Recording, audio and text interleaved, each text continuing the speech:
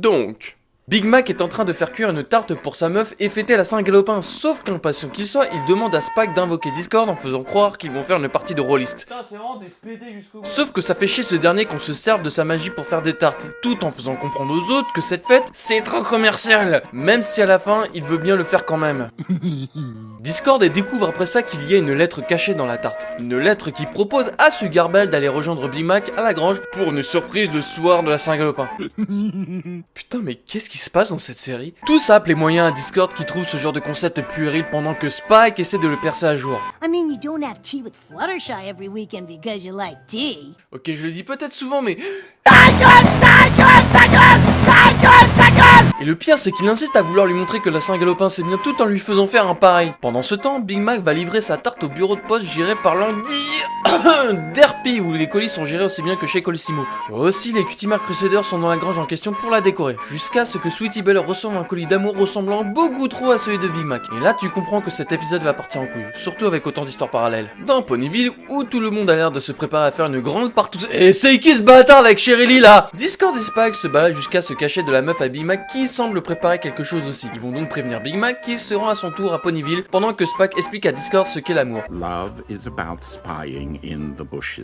Et ça n'a pas changé, sauf que les buissons ont pris une toute autre forme. Big Mac se cache à temps avec les autres, ne se font pas du tout spotted pour écouter ce qu'elle est en train de dire. We're finished. Forcément, Big Mac ça lui fout un peu les boules, un peu. Du coup, il va...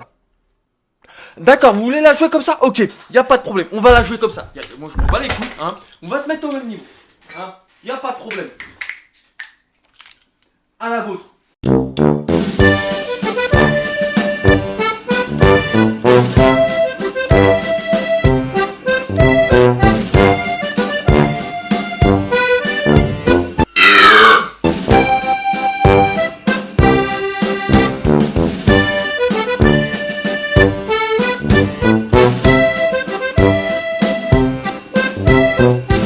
Pendant qu'il se bourre méchamment la gueule dans un dessin animé Hasbro, putain, y'a Spike qui essaie de le rassurer, sauf que... Discord débarque parce que ça lui fait pitié de voir son pote dans cet état. Putain, c'est vrai que c'est devenu une grosse victime lui. Il l'emmène donc boire, je sais pas pour qui vous me prenez des fois sans déconner, un milkshake où il va lui apprendre les secrets de la vie. Et pendant ce temps, les Cutie Mark Crusaders sont à la recherche de celui qui veut péter le cul à Sweetie Belle alors que c'est encore un mineur. Ils le font donc en allant harceler tout le monde, pendant que Big Mac, lui, on essaie de lui faire oublier sa rupture en lui faisant faire une charmante rencontre avec une morte en bottine. Je sais pas c'est quoi le kiff des scénaristes. Là en l'occurrence c'est la nécrophilie, mais on va pas se mentir, se taper ça c'est comme faire une partie de Mikado. Sauf que Big Mac est encore amoureux et se met à chialer. Donc on résume, ok, on a un poney qui se pense se faire larguer, à qui on force de pécho une jument en squelette sur du papier. Normal qu'il se mette à chialer. Après, il y a Spike qui utilise sa méthode, à savoir être un énorme lâche.